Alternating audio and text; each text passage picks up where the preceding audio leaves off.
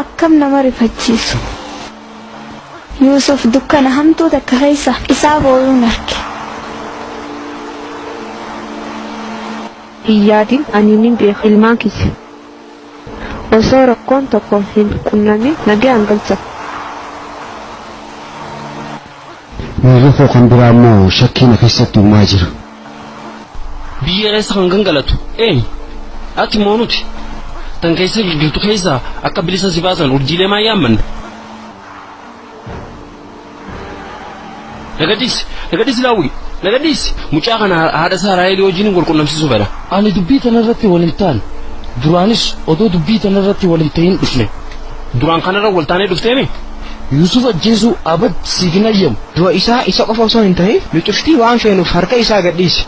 Akkana yoo ta'e dursa na ajjeese yookaan an isin cufa abbaa keenya birattiin isin saaxila. Yusuf ni dhiistamoo yookaan an dursaan si kuchiisa. Waan Yahudaa dargaggeessu dudadda dhaabi.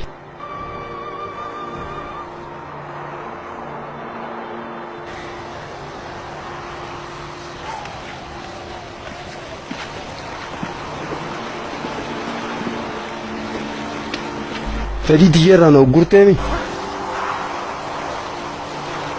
Dhiyootti seeneeti. Rabbiin akka nuuf hin araaramne qaceellottiin beeka. Dogoggora hojjanneef nu haa araaramu. Rabbittiin siif kakadha. Waan akkanaa godhan je'ee abadan hin yaanne ture.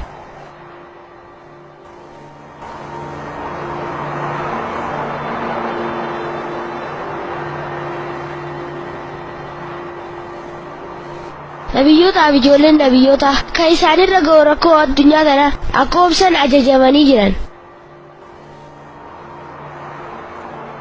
Ani garuu obboleeyyan kiyyaan rakkoo akkanaa natti ajajee abadan shakkeen beeku. Maaliif kofaltee obboleessa kiyya? Yeroon duratti abbaan kiyyaa daraa isiniin jee ture. Cincufti ammaas mataa na qaqqabattanii adda keessa na dhungachaa turtan. Waan nama ajaa'ibsiisu kan gaangeera na baase Yahudaa mataa isaa reessi kiyya akkana naan jee. Diinni kiyya kan addaa obboleeyyan kiyya jee yeroo tokkaaf yaadeen beeku. Rabbi malee waan biraatti abdatee beekadha.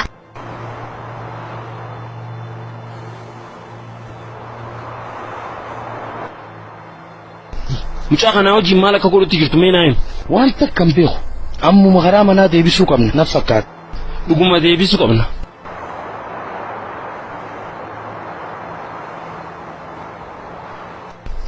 Karaa manaa deebisuu abas siif hin ayyamu. Isin lachuu akkaan ajjeessu nan dirqisiisin. Filannoo biraa kan adda nu baasu uummadhu. Maal jetta? Nu lameenuu dhabamsiisuu fedhanii. Ati akkas hin ajjeefne carraa irra wayyaa fiduun qaba. Sanbooda kan jiru Rabbi beeka. Kottaa obboleeyyan kiyya bakka fagoo kan geessu daldaltoota siraaraa haa barbaannu. Guyyaa daa'ima kana eenyu amanee nurraa qibala shakkii biraa uumuudha. Akka daldaltoonni siraaraa harkan iddoo ol kaatee yookaan mukarraa keenyu. Eela bishaanii keessa yoo keenye gaarii na fakkaata. Maaliif seete daldaltoonni siraaraa eela kanarraa bishaan hoggaa waraabuu yaadan ni arkan. Bishaan eelaa toora kana bishaan eelaa tokko ni beeka. Toora san karaa Hijaaz dabru tokkotu jira. Achi keessa uummanni Hijaaz ni argan.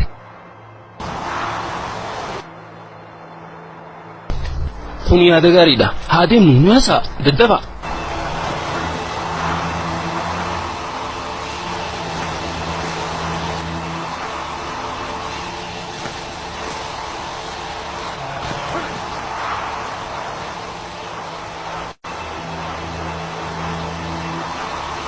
Abbaa kiyya Yuusuf yoom deebi'a? Hiyyaadin intala kiyya halkan ni deebi'anii. Yahuzaan keenya akka hin dhoyneen sodaadha. Maaliif? Yusuf jecha nama aarsu dubbate? Moo gocha nama dalleessisuu hojjete? Abadan abba Yahuzaa fi obboleeyyan isaa kan hafan manaama Yuusuf hin fudan. Akka namoota fuunaan if eeggachiisee kan ture.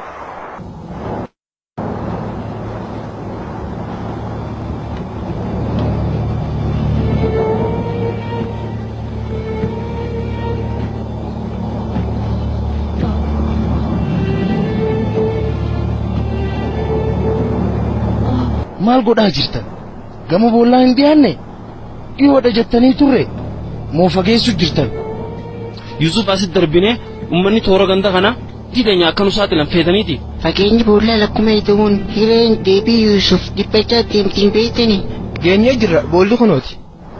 Kunoo barzaafii mul'attu tana duuba.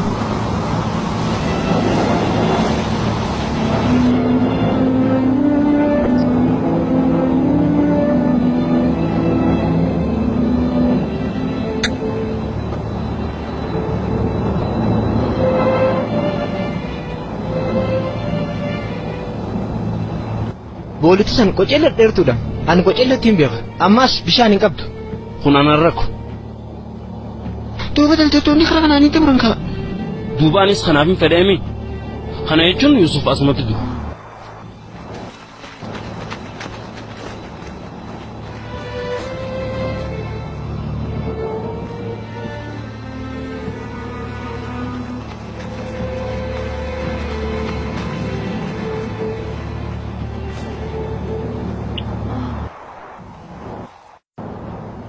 Eelli fagoodha. ta'oo jaat ashir aada muddittiinu deemaa fida dachiirra akka nagaan qubatu ittiina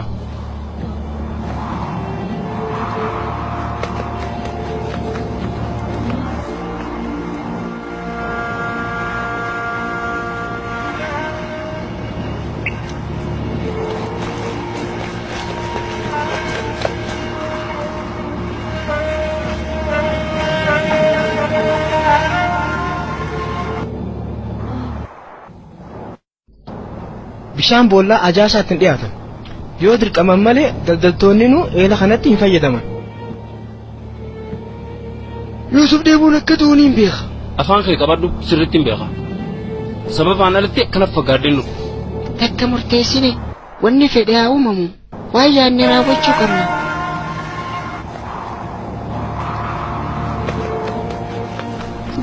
Hottu garana isatti hin dhiyaatin Yihuuda waan kana anumaatu godha dhiifa manaa godhe obboleessa kiyya wanni biraa kan kanarra wayyaa wanni takka hin jirtu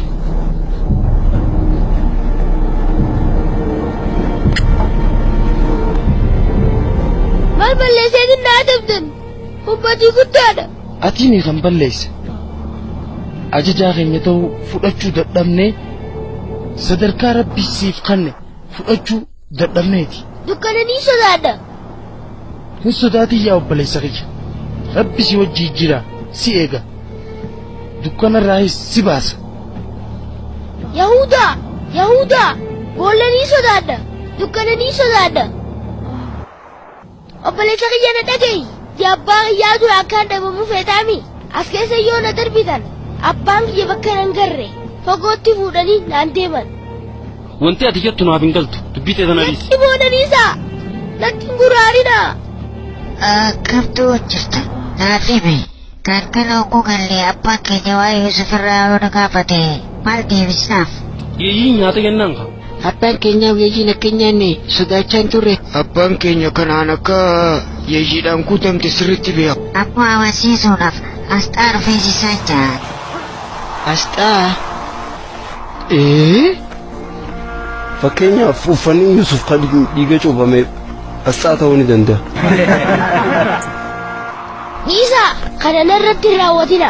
Taa irraa if dhorka. Irraa if kusadha. Dhiisaa kana narratti hin raawwatina. Taa irraa if dhorka. Irraa if kusadha. Dhiisaa sarka kana afaame. Obboleessa kiyya Laawiin dubbisuu fedha. Laawii! yeroo tokko dhaabba maal akka jechuu fadhuun dhaga'a waan akkanaa dhaabi yeroon deemaa jirti narraa chiiqa boolla darbuu hayyamtanii godhu jirtanii yeroo takka dhageeffachuuf maa carraa hin kennineef mee maal akka feetu naaf himi yaa obboleessa kiyya Kophaa ta'ee si dubbisuu barbaada. maal akka jeen dhageenye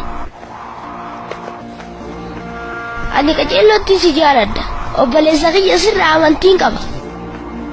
Obboleeyyan kiyya cufaniin jaaladha. badii akkamii manarra raawwachuu jirtan. Sababa kiyyaa wanni hamtuun akka isin qunnamtuun barbaadu. Sababa keessaniin ammeenya narra ga'e abbaan kiyya akka hin dhageenye. Hadaraa namni tokkollee waan kana akka hin beekne. Gojii har'a godhame kun abad rabbi irraa hin dhokotu. Isin garuu kana dagattanii jirtan. Daa'ima dadhabaa kanarratti gochii isin raawwattan.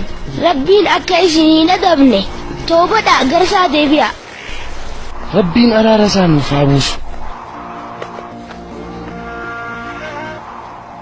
Rabbiin ana ergamaa godhee akka na file abbaan keenya naaf himee jira. Isinis kana ni beektan. Isin yaa ilmaan Israa'el gocha keessan kana nabiyyoota biraa kan dhufuu irratti akka hin raawwanneen isin hin sodaanne. Onnee goggoyde tan akkamii qabna wallaala akkamii nu dhuunfatee jira. Wayi badii teenya obboleessa keenya irratti badii du'aa hamtuun qaahel obboleessa isaa Habiil irratti kan raawwate du'a Qaabeelii fi Haabeel deebinee dhugoomsaa jirra. Gocha naasuu hin qabne kan akkamii